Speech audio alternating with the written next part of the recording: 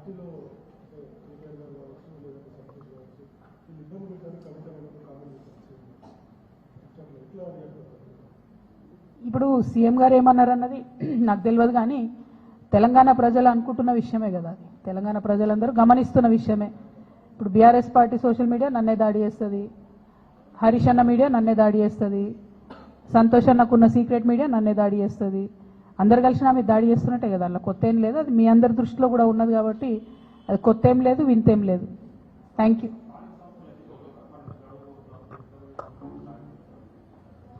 ఎక్కడ మాట్లాడిరండి? ఒక్కసారి కూడా కనీసం బీసీల మీటింగ్ రివ్యూ తీసుకోవడం లేదు సీఎం గారు. మేము పదే పదే కోరుతున్నాం. నిన్న కూడా మన తెలంగాణ జాగృతి నుండి కూడా మళ్ళీ చెప్పినాం మేము, మీరు కనుక తక్షణం నిర్ణయం తీసుకోకపోతే ఇక మంత్రుల ఇల్లు ముట్టడించుడు ఉంటుంది ఫస్ట్ ఫేజ్లో. ఇంకా కూడా నిర్ణయం తీసుకోకపోతే ముఖ్యమంత్రి గారి ఇల్లు కూడా ముట్టడించాల్సి వస్తుంది.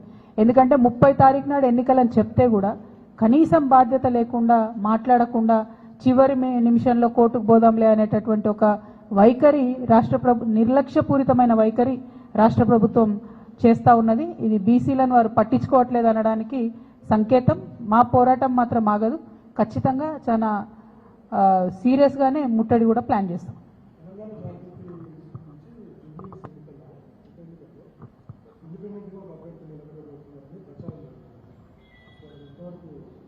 ఏంటంటే నేను బతుకమ్మ చెప్తే మీరు కృష్ణ నీళ్ళు వేయరేమో అని, దానికైనా రేపటి నుంచి బతుకమ్మ సంబరాలు ప్రారంభం అవుతున్నాయి. ముందుగానే తెలంగాణ ఆడబిడ్డలందరికీ కూడా బతుకమ్మ పండుగ శుభాకాంక్షలు తెలియజేస్తా ఉన్నాం.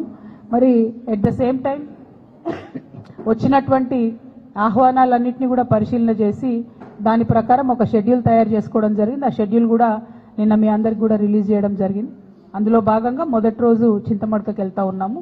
మరి అట్లానే తర్వాత కార్యక్రమాలన్నింటినీ కూడా మీకు చెప్పడం జరిగింది. అట్లానే ఎప్పుడు చేసినట్టే తెలంగాణ జాగృతి నుండి కూడా ఈసారి ఒక పాట కూడా మళ్ళీ చేస్తూ ఉన్నాము. దాన్ని మాటల తిరుపతి గారు సోదరుడు తను రాసిండ్రు, మంగ్లీ పాడుతున్నది. సో ఈరోజు ఈవినింగో రేపు మార్నింగో అది కూడా రిలీజ్ అవుతుంది. సో అట్లా ఎప్పుడు చేసినట్టు బతుకమ్మ సంబరాలు ఎక్కడ తగ్గకుండా చేయాలని అనుకున్నాం. పోయినసారి మీకు తెలుసు రాజకీయంగా క్లిష్ట పరిస్థితులలో పోయినసారి హాజరు కాలేనటువంటి పరిస్థితి ఉండే. ఈసారి అన్ని చోట్ల బతుకమ్మ చేసుకోగలగడం అన్నది చాలా సంతోషాన్ని ఇచ్చే విషయం. అయితే ఈ సందర్భంగా ముఖ్యమంత్రి గారిని నేను మళ్ళీ డిమాండ్ చేస్తున్నా, బతుకమ్మకు చీరలు ఇచ్చినారు ఇదివరకు, మీరు ఒకటి కాదు నేను 2 ఇస్తా అని చెప్పారు. 2 లేవు, 1 లేదు, ఎక్కడా లేదు. కాబట్టి బతుకమ్మకు మా ఆడబిడ్డలందరికీ చీరలు ఇవ్వాలని చెప్పి డిమాండ్ చేస్తూ ఉన్నాను.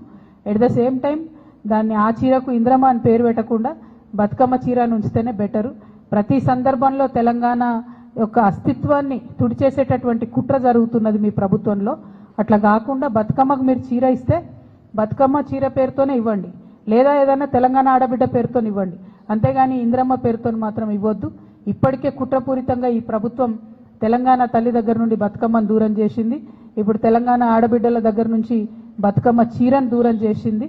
ఇటువంటి పరిస్థితి రాకుండా శ్రద్ధ పెట్టి ఆడబిడ్డల పట్ల గౌరవాన్ని, మన పండగలు మన సంస్కృతి పట్ల గౌరవాన్ని పెంపొందించే కార్యక్రమాలు ప్రభుత్వం చేయాలని చెప్పి నేను డిమాండ్ చేస్తాను.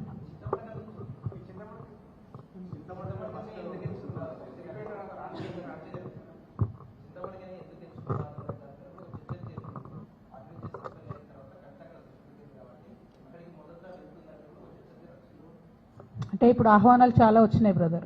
సొంత ఊరు ఆహ్వానం అన్నది చాలా ఆత్మీయంగా ఉంటుంది, చాలా హృదయంగా ఉంటుంది, హృదయానికి దగ్గరగా ఉంటుంది. కాబట్టి ఆ ఆహ్వానాన్ని యాక్సెప్ట్ చేసినాం. పైగా వాళ్ళు పర్టికులర్గా ఎంగిల్పూల నాడే రమ్మన్నారు, అంటే మొదటి రోజే రమ్మని అడిగిండ్రు కాబట్టి అక్కడికి పోతున్నాం.